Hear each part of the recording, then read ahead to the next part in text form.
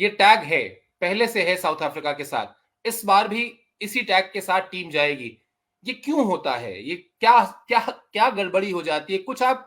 Decode कर पाए हो, कुछ आप समझ पाए हो कि एक टीम जो लीग मैचेस में अच्छा खेल रही होती है, बाकी टीमों से बेहतर खेल रही होती है, वो अचानक बड़े प्लेटफॉर्म पर जाकर, बड़े मैच में जाकर इस तरह से एक बहुत सामान्य सी टीम क्यों लगने लगती है?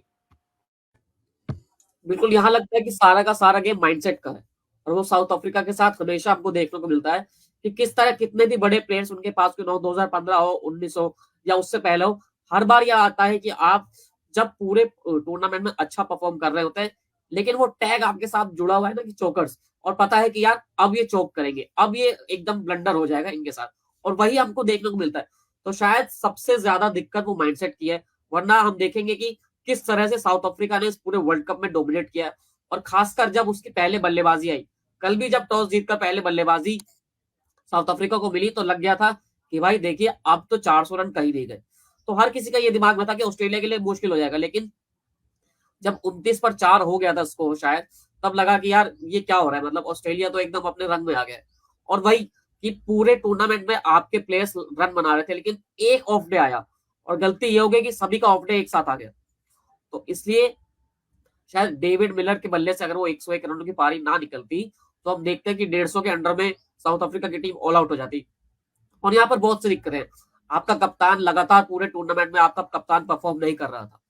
फाइनल में था कि चलो तेंबा बबूमा कहीं नहीं चले तो कम से कम सेमीफाइनल में चल जाएंगे, लेकिन वो तो बिना खाता खोले आउट हो गए। और वही चीज जब आपके ऊपर प्रेशर बिल्डअप होने लगता है स्टार्टिंग में, बड़े नॉकआउट मैचेस में आप स्टार्टिंग का 10 ओवर कम से कम झेल जाएं, तो उसके बाद आपका कुछ बेड़ा पार हो सकता है। लेकिन साउथ अफ्रीका के सामने शायद इसका कोई जवाब नहीं था, और हमने देखा कि किस तरह लगातार वो चीज होती है, कोई एक बार नहीं, दो बार नहीं। 2015 में हमने देखा किस तरह से एबी डिविलियर्स का दिल टूटा था, 19 में भी यही हुआ, और अब 2023 भी यही हो गया। बिल्कुल, वो शायद जैसे आपने कहा कि इस तरह की उम्मीद थी कि तेम्बा बवुमा कुछ करेंगे फाइनल से पहले सेमीफाइनल मुकाबले में और अपनी टीम को फाइनल का टिकट दिलाएंगे, वो चोकस का टैग हटाएंगे, वो नहीं कर पाए। इसके अलावा कगिसो रबाडा पर भी बात होगी मेरे ख्याल से मोहित, क्योंकि जिस तरह से उनका रोल है, वो अनुभवी खिलाड़ियों में है, आईपीएल खेलते हैं, यहाँ की पिचेस से वाकिफ है। लेकिन कल के मैच में भी अगर आप देखेंगे, 6 ओवर में 41 रन और सिर्फ 1 विकेट, उनसे कहीं ज्यादा बेहतर कोत्जे की बॉलिंग रही। जिस तरह से उन्होंने 9 ओवर में 47 रन देकर 2 विकेट झटके और जिस तरह से उन्होंने जान लगाई, मतलब अगर आप कल, मैं अपने घर पे जब मैच देख रहा था और वो बॉलिंग कर रहे थे, मेरी बेटी ने देखा और खुद उसने कहा कि पापा इनकी तो पूरी की पूरी टी शर्ट पसीने से भीग गई है। तो वो जो जान लगाने वाला अप्रोच था रबाडा का इस पूरे टूर्नामेंट में, और खासतौर पे फाइनल में ना चलना, वो भी तब जब आप सिर्फ 200-250 रन का स्कोर डिफेंड कर रहे हो, ये भी एक वजह रही साउथ अफ्रीका के खाली हाथ वापस लौटने की।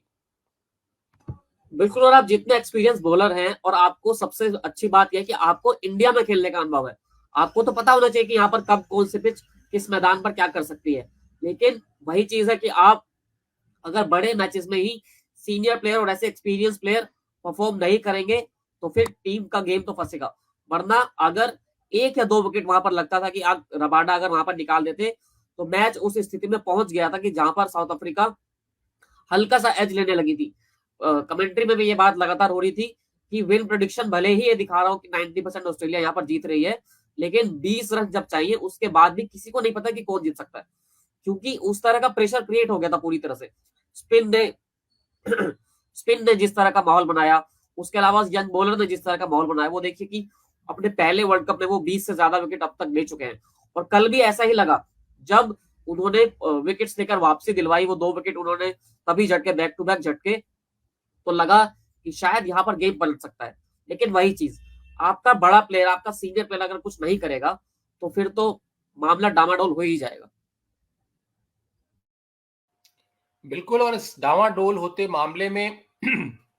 कप्तान की तरफ से योगदान का ना आना, सीनियर बल्ले गेंदबाजों की तरफ से उस तरह से परफॉर्मेंस ना आने के साथ साथ फाइनल में जिस तरह की फील्डिंग हुई, वो भी बहुत इंपॉर्टेंट रहेगी, उस पर भी चर्चा होगी। फील्डिंग खराब नहीं रही, ऐसा नहीं है कि आप कह देंगे कि साउथ अफ्रीका ने सेमीफाइनल में खराब फील्डिंग की, लेकिन जब आप एक बहुत छोटे टोटल को डिफेंड कर रहे होते हैं, आपको हाफ चांसेस को तब्दील करना होता है कैचेस में, और आप अच्छे खासे विरोधी टीम के मोमेंटम को ब्रेक कर देते हैं एक विकेट गिराकर। और कल जिस तरह से मतलब गेंद कुछ कुछ दूरी से खिलाड़ियों के हाथ से फिसलती रही, उसने भी शायद एक एक बड़ा रोल प्ले किया साउथ अफ्रीका के इस टूर्नामेंट से बाहर होने में। बहरहाल वही बात है, इस टूर्नामेंट का सबसे बड़ा जो पक्ष है वो यही है कि 4 साल में एक बार होता है, तो अब 4 साल तक तो और चोकर्स का टैग लेके आप घूमिए पूरी दुनिया में। आप कोई भी मन मर्जी का आपने टूर्नामेंट जीत लीजिए, अपने घर में आप कोई भी ट्रॉफी जीत लीजिए, लेकिन जब वर्ल्ड कप की बात आएगी, जब इस खेल के इस फॉर्मेट के सबसे बड़े टूर्नामेंट की बात आएगी, उसके साथ साथ वो चोकर्स का टैग भी आएगा और ये 4 साल तक अब आपके नाम के साथ चिपका रहेगा। ये सबसे ज्यादा साउथ अफ्रीकन फैंस के लिए मायूस करने वाली बात है।